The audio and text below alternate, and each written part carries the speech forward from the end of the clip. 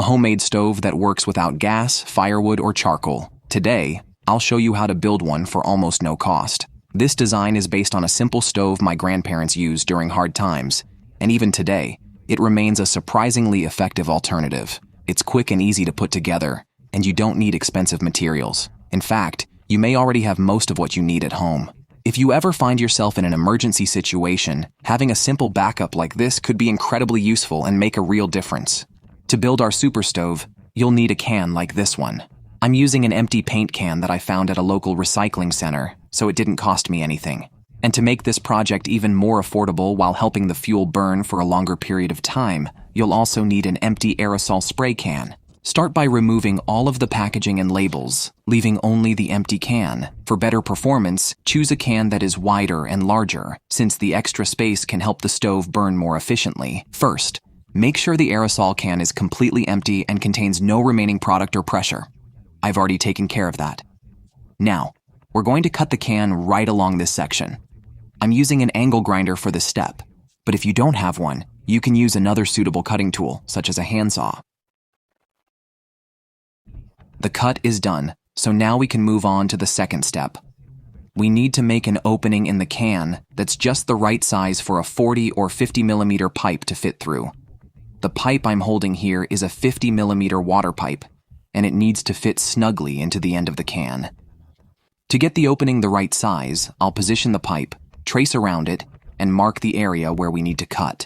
Next, I'm going to cut out the opening we just marked using the angle grinder. Let's get started. As you can see, I've already made 2 cuts, one along the top and another along the bottom. Now I'm going to connect those cuts with one more in the middle, then bend that section outward to create a small flap that works like a door. Now I'm carefully bending this section outward to create a small access flap. Take your time with this step, and don't bend or remove the little tabs around the opening. They'll help hold the pipe securely in place and keep it from moving around. As you can see, the fit is nice and snug. Before moving on, give the can a thorough cleaning. Wash it well with soap and water to remove any dirt, residue, or leftover material inside. Next, we're going to place the smaller can inside the larger one. Position it carefully and leave a small gap between the opening and the inner can. About the width of your finger is a good reference. Once you have it positioned correctly, mark that spot so we know exactly where the inner can should sit. Next, we'll make several cuts from the center of the marked area, creating a series of sections that look like slices of a pizza.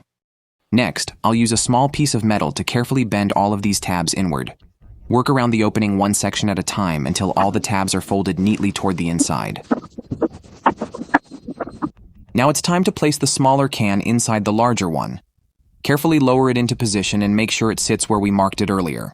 The inner can is sitting exactly where it should, and the fit is nice and secure. Next, carefully adjust the inner can until its opening lines up with the exact center of the larger can. Now open the small flap we made earlier and slide the 50 millimeter pipe into the opening. Make sure it's positioned right in the center and properly aligned before moving on. For the next step, you'll need some sawdust or fine wood shavings. I was able to get mine for free from a local woodworking shop.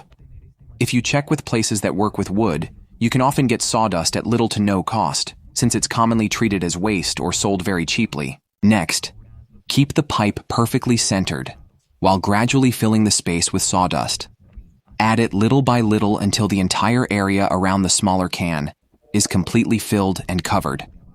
Next, grab a small piece of wood and use it to press the sawdust down firmly. Compact it as much as possible so the material is tightly packed and evenly compressed at the bottom of the can. A solid, even layer will help keep everything firmly in place.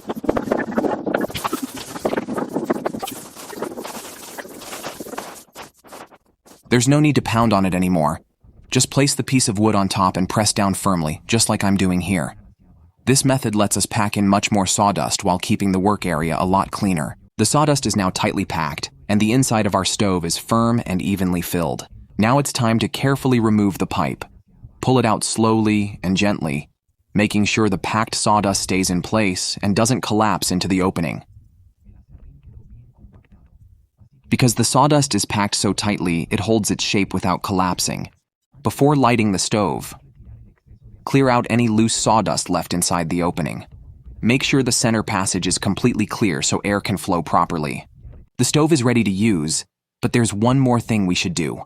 Raise it off the ground. Keeping it down low isn't practical because dirt and dust can get near your food, and constantly bending over while cooking can quickly become uncomfortable. For this setup, I'm using a few bricks as a sturdy base, but you can use any other stable, heat-resistant support you have available. The goal is to bring the stove up to a comfortable working height, where you can easily reach it without constantly bending over. That makes the whole cooking process much easier and more comfortable. Now it's time to light the stove. I'm going to make a simple fire starter by wrapping some paper around a small stick. I'm using toilet paper because it's easy to work with, but cotton or another suitable fire starting material can also be used. I'll add a small amount of oil to help the starter catch and keep the flame from going out too easily in the wind. Now I'll light it. As you can see, it's pretty windy here.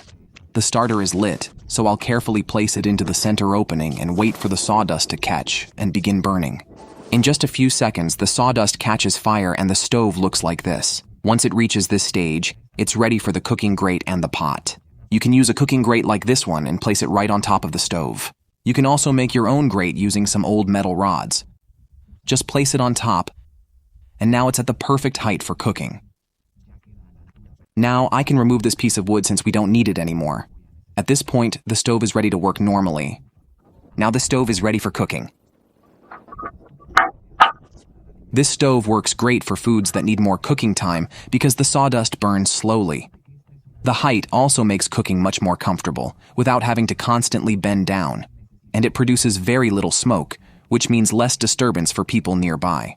Now take a look at how it's burning. You can see the steady flame. Even though it's a simple design, the stove maintains a consistent burn. Here's an important tip. If there's little or no wind and the flame starts to die down, try this. Take a small piece of paper, soak it with a little oil, then roll it into a small ball and place it inside the pipe, just like this. You'll notice that the small paper ball helps keep the flame going.